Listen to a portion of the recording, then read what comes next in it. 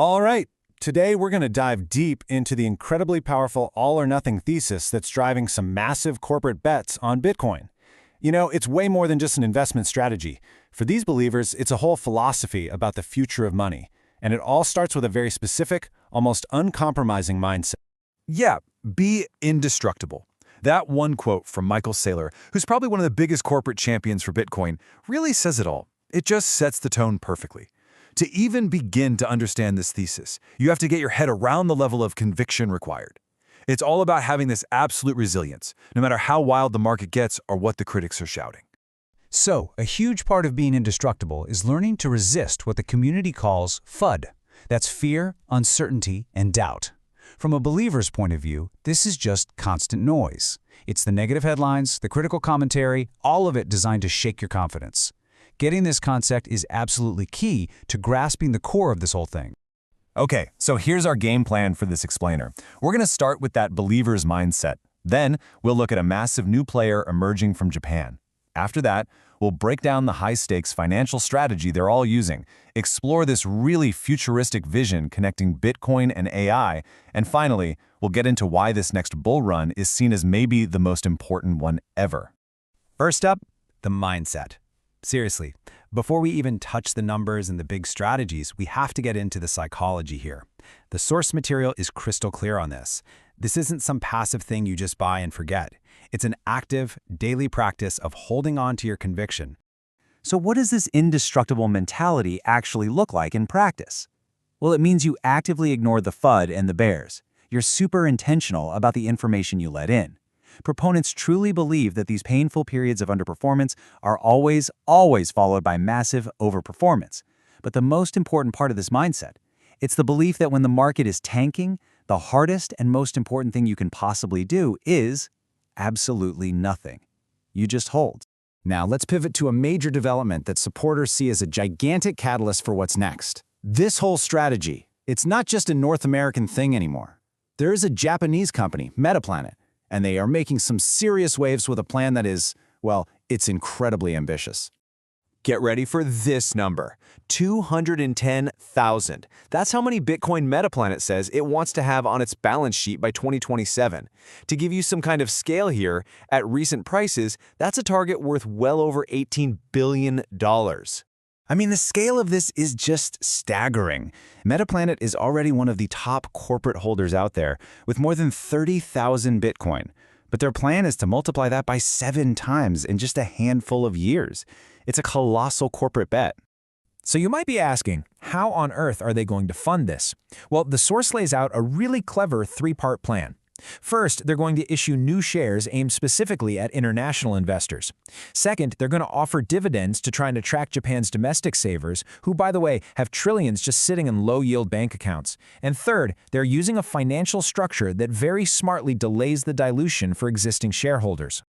This move is being seen as a total game changer. As the source material puts it, the institutional Bitcoin race just went global.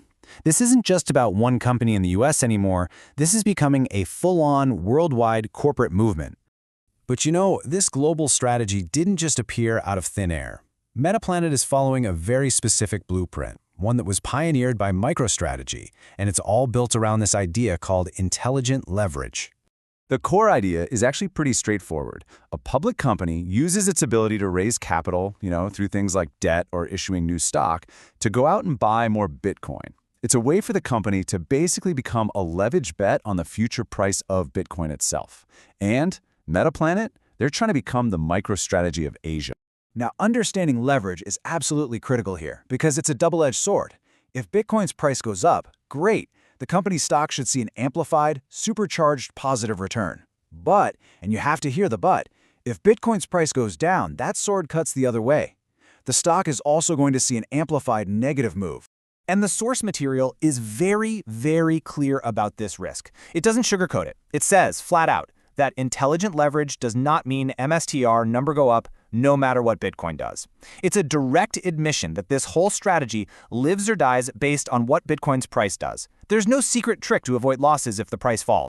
Okay, so let's zoom out from the corporate finance stuff for a second and look at the even bigger, grander vision here. Because this thesis, it extends way beyond balance sheets and into the future of technology itself. specifically this collision between artificial intelligence and Bitcoin. Michael Saylor paints this picture of a future that doesn't seem so far off anymore. He talks about, quote, a world where 1 billion robots do all the work and cars drive themselves. It's a world where these automated AI agents are doing all the thinking and transacting for us in cyberspace. And this whole idea leads to a really fascinating question. In a world that's basically run by AI, what kind of money are they going to use? Will the robots use Bitcoin? According to this thesis, the answer is a definite yes. And here's the logic behind it. An AI can make decisions without any human baggage, no ego, no biases.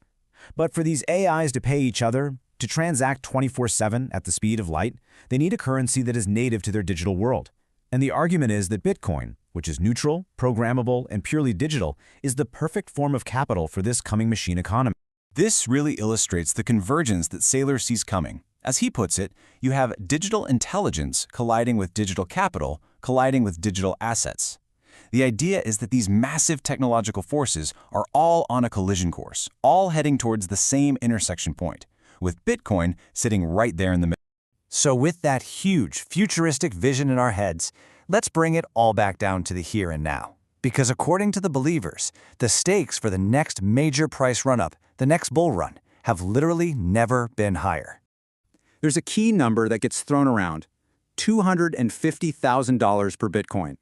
Proponents argue that if and when the price hits that target, it would be so significant that it would effectively destroy the bearish narratives once and for all.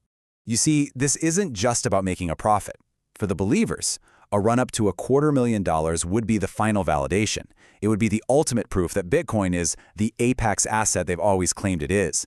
It would be about ending the debate and finally silencing the critics for good. And that brings us to the ultimate, most concise summary of this entire thesis. There is no middle ground.